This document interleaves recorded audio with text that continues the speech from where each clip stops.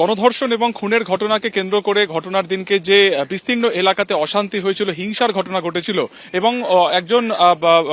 একজন যুবক ইন্দ্রজিৎ মণ্ডল তাকে গণপিটুনিতে তাকে হত্যা করা হয় প্রকাশ্যে। সেই ঘটনাতে একটি আলাদা মামলা রুজু করে তদন্ত শুরু হয় এবং সেই ঘটনাতে প্রথমে 18 জনকে গ্রেফতার করা হয় এবং গতকালকে রাত্রে বিভিন্ন জায়গাতে সূর্যপুর, বারুইপুরে বিভিন্ন জায়গাতে হানা দিয়ে আরো 12 জনকে গ্রেফতার করা হয়, অর্থাৎ মোট 30 জনকে ইতিমধ্যে গ্রেফতার করা হয়েছে। এবং এই 30 জনের ছাড়াও আরো কারা যুক্ত রয়েছে সেই কারণে কিন্তু এদেরকে নিজেদের হেফাজতে চেয়ে আবেদন করা হবে। আজকে নতুন করে 12 জনকে তোলা হয়েছিল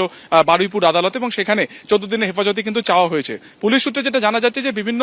ফুটেজ থেকে তারা এদের সন্ধান পেয়েছেন বা প্রথম 12 জন যাদেরকে গ্রেফতার করা হয়েছিল 18 জনকে তাদেরকে জিজ্ঞাসাবাদ করে কিন্তু বাকিদের খোঁজ পেয়েছিল। কিভাবে তারা অ্যাসেম্বল করেছিল, কোন রকম নির্দেশ ছিল কিনা এই প্রভোকেশন বা এই হিংসার জন্য সেটা জানার চেষ্টা করছেন তদন্তকারীরা। প্রত্যেকের মোবাইল ফোনে চ্যাট বা সেই দিনকে কার সাথে কার কথা হয়েছিল এরকম সমস্ত কিছু কিন্তু খতিয়ে দেখছেন তদন্তকারীরা। আমরা জানি গত মঙ্গলবার দিনকে মুখ্যমন্ত্রী শুভেন্দু অধিকারী ঘটনা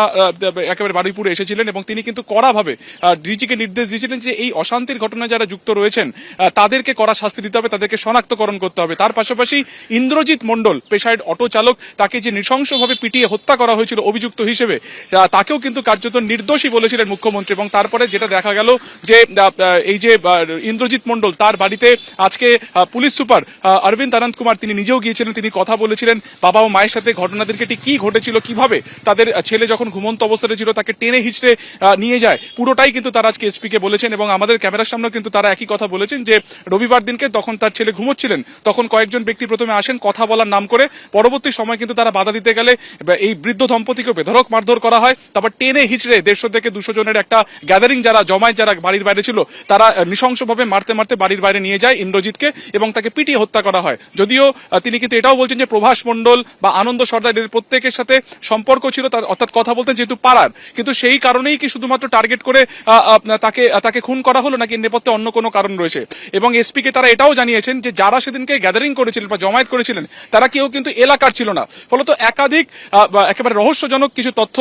বা গুরুত্বপূর্ণ কিছু তথ্য তা কিন্তু পুলিশের হাতে এসেছে এবং সেই মোতাবেকই কিন্তু তদন্ত এগিয়ে নিয়ে যাচ্ছেন বারুইপুর থানার পুলিশ। এবং তোমাকে বললাম 30 জনকে ইতিমধ্যে গ্রেফতার করা হয়েছে এবং তাদের মধ্যে এই গণপিটুনির ঘটনাতেও অনেকে যুক্ত রয়েছেন, সরাসরিভাবে যুক্ত রয়েছেন। তাদের ফোন চেক করা হচ্ছে, ঘটনার সময় তাদের টাওয়ার লোকেশন চেক করা হচ্ছে এবং সেদিনকে সিসিটিভি ফুটেজ, মোবাইলের ফুটেজ সমস্ত কিছু একত্রিত করে এদের কাছ থেকে জেরা করে যে তথ্য পাওয়া যাচ্ছে সেগুলোকে সমবেত করে তারা জানার চেষ্টা করছে যে আরো কারা যুক্ত ছিলেন এবং ঘটনার পর তারা কোথায় রয়েছেন বা কোথায় তারা গা ঢাকা দিয়েছেন, কোন রাস্তা থেকে তারা এসেছিলেন, কোন ইনস্ট্রাকশন তাদের কাছে ছিল কিনা, এই যাবতীয় বিষয় খতিয়ে দেখছেন তদন্তকারীরা।